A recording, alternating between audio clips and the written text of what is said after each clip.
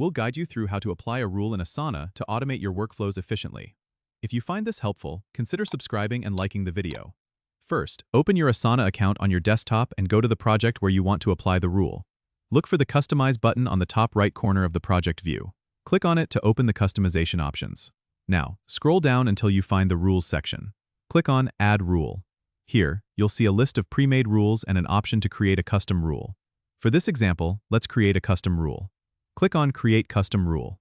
You'll need to define a trigger first. Triggers are actions that set your rule into motion. For example, you can choose Task is moved to a certain column or Due date is approaching. After selecting a trigger, move on to the action. Actions are what you want to happen when the trigger occurs. You can choose options like Assign task to a specific person, change task status, or add a comment. Once you've set up your trigger and action, give your rule a name that makes sense so you can easily recognize it later. Click on the Create Rule button to save it. That's it. Your rule is now active and will automatically perform the action whenever the trigger condition is met, helping you save time and keep your projects organized. Don't forget to subscribe and comment if this helped you out.